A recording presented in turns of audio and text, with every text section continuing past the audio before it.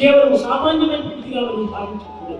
हमें ये नहीं सोचना चाहिए कि स्त्रीत्व के सिद्धांत कुछ सामान्य से हैं। ప్రాచీన కాలం నుండి కూడా ఈ యొక్క స్త్రీ శక్తి స్వరూపాన్ని అనేక విధములుగా కూడా ఆరాధిస్తూ వచ్చారు. प्राचीन काल से ही स्त्री शक्ति के अनेक स्वरूपों को मानकर कई तरह से पूजा गया है। यत्र नार्याणां पुण्यति वर्धिति तत्र देवतानां अन्तिवे. అనగా ఎక్కడ స్త్రీలను గౌరవిస్తున్నామో, ఎక్కడ స్త్రీలను సరైన స్థానంలో ఉంచి వారిని సరైన గౌరవ మర్యాదలతో చూస్తామో అక్కడే సర్వదేవతా స్వరూపమైన శక్తులు ఆవిర్భవిస్తాయి. जहाँ कहीं भी स्त्री को पूजनीय और पवित्र माना जाकर आदर किया जाता है, वहाँ दैवत्व के सभी स्वरूप प्रकट हो जाते हैं। यत्र नार्यस्ते, ఎక్కడ స్త్రీలు ఎక్కడ పూజిత జరుగుతుందో వారికి, ఎక్కడ వారిని గౌరవిస్తామో అక్కడిని సర్వం కడముతున్నటువంటి ఒక దైవత్వం ఆవిర్భవిస్తారు. जहाँ भी स्त्री शक्ति की पूजा की जाती है और आदर किया जाता है, वहाँ दैवत्व अपनी संपूर्ण कीर्ति और आभा के साथ विद्यमान रहता है। స్త్రీలను గౌరవించడం ఒక అవమానంగా భావిస్తున్నారు. आज ये दुर्भाग्य है कि लोग स्त्री का आदर करने में अपना अपमान महसूस करते हैं। స్త్రీలను గౌరవించడము అది చిన్నతనంగా విశ్వసిస్తున్నారు. वे ये सोचते हैं कि ये तो बहुत ही तुच्छ और महत्वहीन है। ఇది అజ్ఞానంలోకి తరలించడం.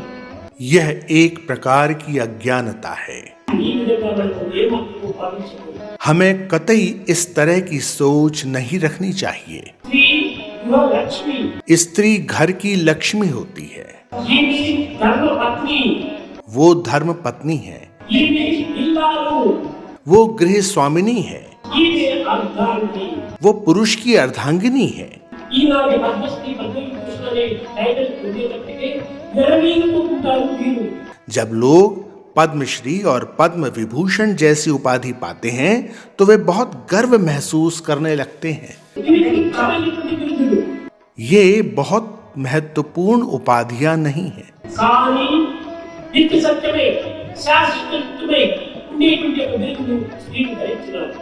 लेकिन स्त्रियों को उन उपाधियों से विभूषित किया गया है जो अनंत और सनातन है।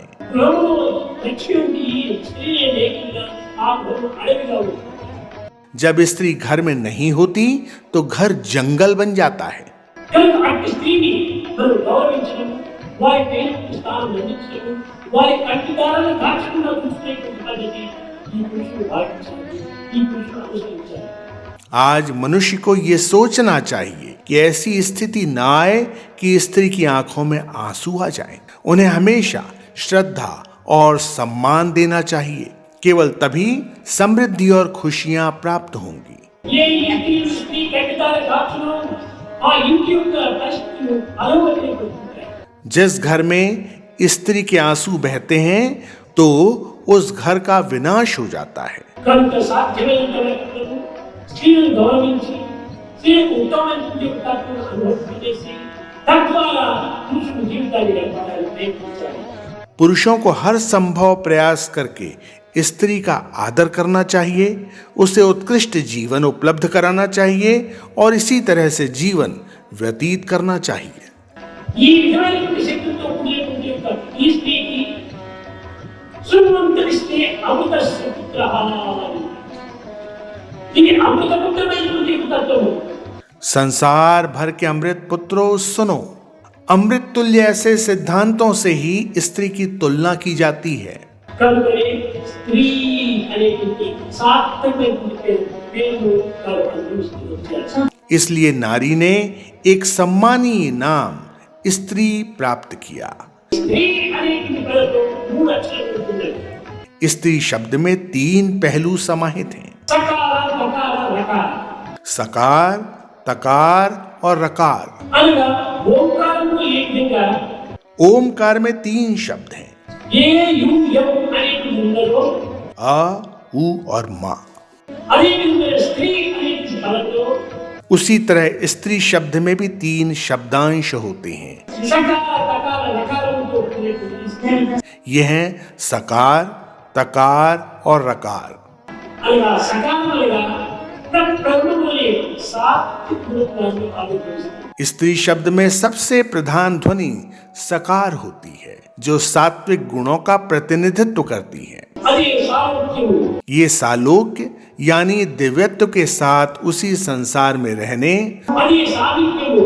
सामीप यानी दैवत्व के समीप रहने, అది సాయుధ్యము.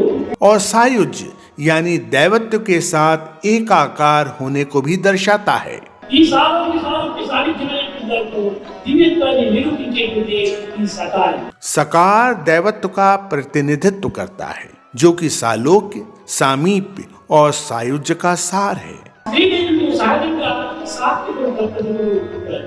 स्त्रियां स्वभाव से ही सात्विक प्रकृति की होती हैं। తదుపరి కొంతవరకు తకారమైనటువంటి తమో గుణము అందులో ప్రవేశిస్తుంది.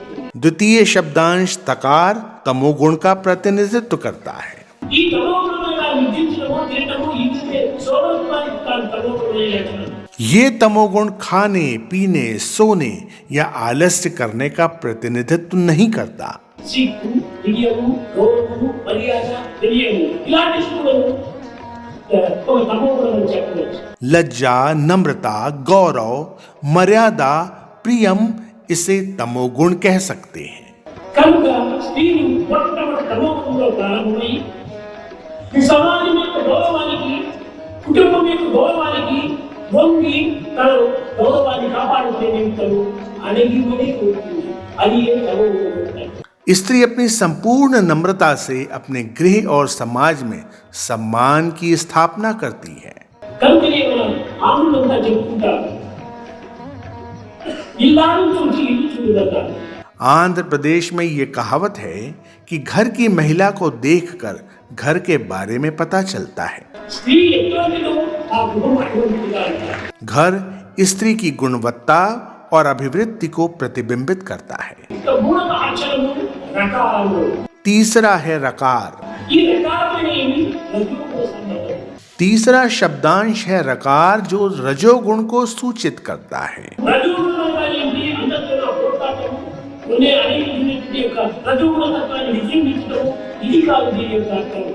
यहाँ रजोगुण से अर्थ लड़ाई या आक्रामकता नहीं है। అవసరమైనప్పుడు సర్వాన్ని ప్రాణమైన త్యాగం చేస్తారు ఈ స్త్రీ.